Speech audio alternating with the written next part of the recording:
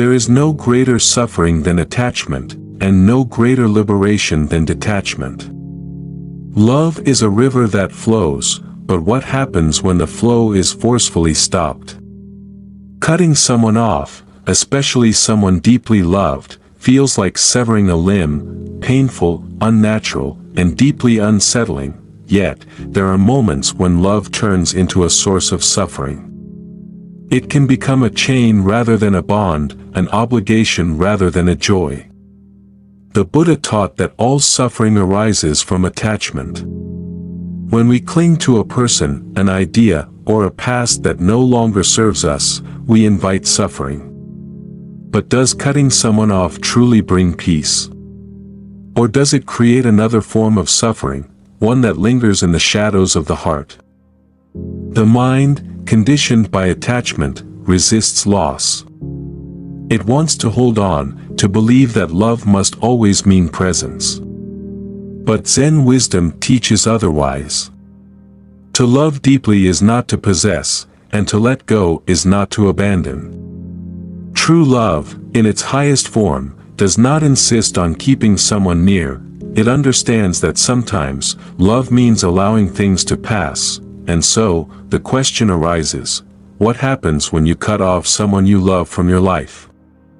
Do you find peace, or does another storm arise? Let us journey into the depths of this question through a tale of love, loss, and awakening. The silent separation. The two souls had once been inseparable. Like two birds sharing the same sky, they moved together, laughed together, and shaped each other's world. Their love was deep, not just in affection but in understanding, but love, like the tides, changes with time.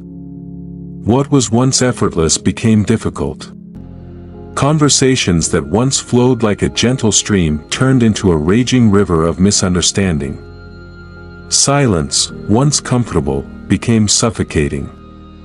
The bond, once pure, became tainted with expectations, disappointments, and an unspoken sorrow. One day, the decision was made. Not in anger, not in hatred, but in quiet exhaustion. One heart could no longer bear the weight of an imbalanced connection. And so, the thread that had held them together was cut. There were no harsh words, no dramatic endings. Just silence. The absence of presence. At first, there was relief, a lightness, as if a burden had been lifted.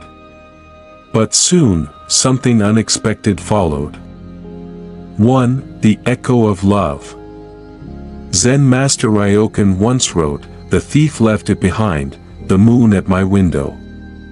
Love, too, leaves an imprint. Cutting someone off does not erase the memories, nor does it erase the part of ourselves that they shaped. The absence of a person does not mean the absence of their impact. In the quiet moments, the mind wandered back to them. Not to the fights, not to the moments of discord, but to the small, tender things. The way their presence had once been comforting. The way their laughter had once felt like home. This is the first realization. Love does not disappear just because we remove someone from our life. Like a bell that continues to ring long after it is struck, love leaves echoes in the soul, and yet, attachment to these echoes brings suffering.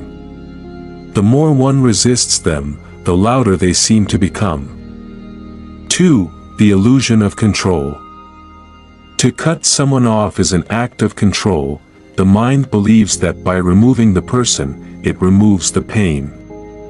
But Zen teaches that suffering is not in the external world, it is within.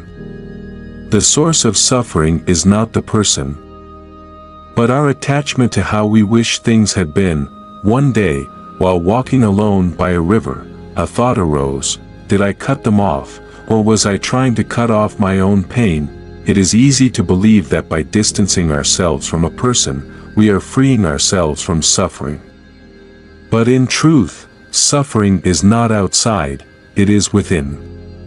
The river does not resist the rock in its path, it simply flows around it. But the mind, in its illusion of control, tries to remove the rock entirely, believing this will bring peace. Only when the mind learns to flow, to accept the past without resistance, does true peace arise. 3. The lesson in pain. Pain is a great teacher. But only if one listens. Cutting someone off is often an escape from pain, but the lesson remains unfinished. Until the lesson is learned, the pain will return, perhaps in different forms, with different people, but always with the same core. The heart, though wounded, was forced to face a truth: love is not about keeping, nor is it about losing. It is about understanding. When love begins to hurt, it is not a sign to run, it is a sign to learn. To see clearly. To understand what attachment masked, and so, the pain transformed, not into regret, not into longing, but into wisdom. 4. True detachment is love. To cut someone off in anger is not detachment, it is resistance. True detachment is not the absence of love, but the purification of it. A Zen monk once said, "To love a flower is not to pluck it, but to let it grow freely." To truly let go of someone is not to cut them off in bitterness, but to release them with love. To accept that they were part of the path, and that their presence, whether near or far, is still a blessing, and so, instead of resisting the memories, there was gratitude. Instead of regret, there was acceptance. The heart no longer clung to the past, nor did it push it away. It simply was. The deeper wisdom of letting go. The act of cutting someone off often feels like an assertion of power. A declaration that one is moving forward, free from past entanglements. But in truth, it is not the act itself that determines peace, it is the mind's relationship with the act. If a person is removed from one's life with anger or resentment, the separation is incomplete. The body may be free, but the mind remains trapped, replaying old memories, seeking closure, or harboring silent wounds. True detachment is not about forcing absence but about attaining inner stillness, where love no longer binds, and loss no longer wounds. Buddha's teachings guide us toward the understanding that suffering arises not from external events, but from how we relate to them. If one cuts off a person and still suffers, it is a sign that attachment remains. If one lets go with wisdom, peace naturally follows. So how does one truly let go? 1. Understanding that people are lessons, not possessions. In Zen, there is a saying, when the student is ready, the teacher appears.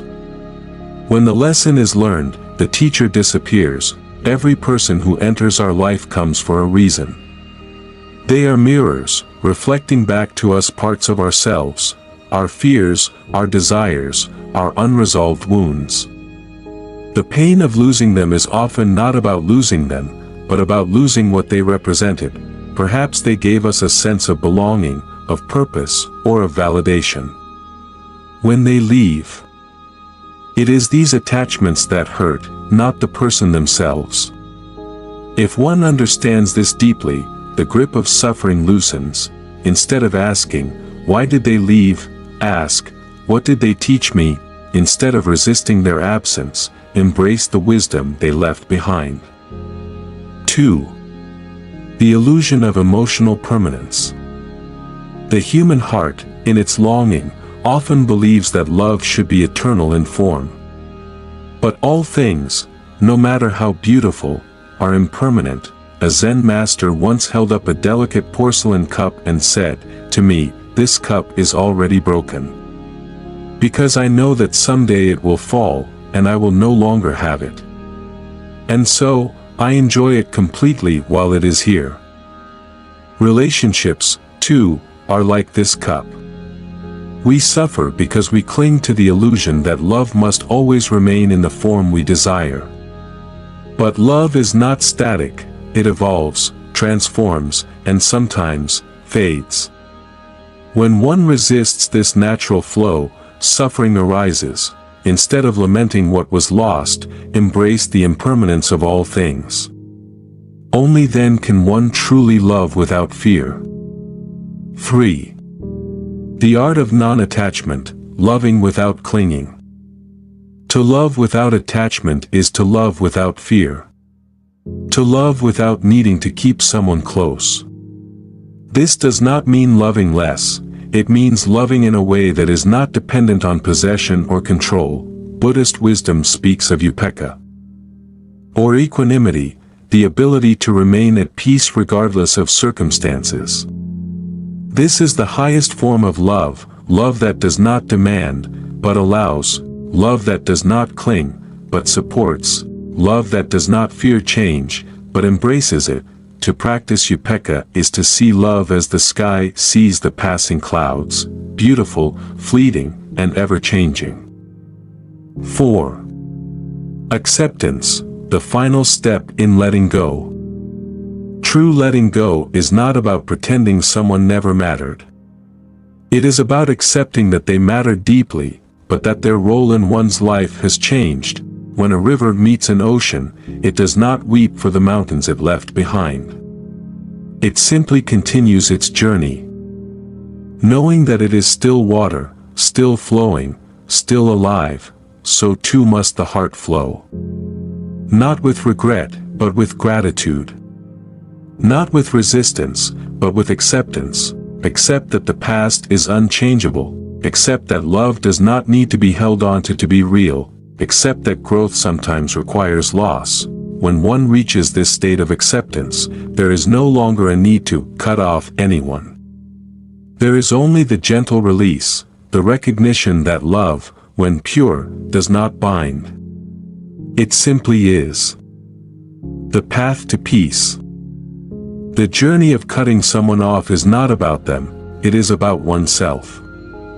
It is about learning what attachment has to teach.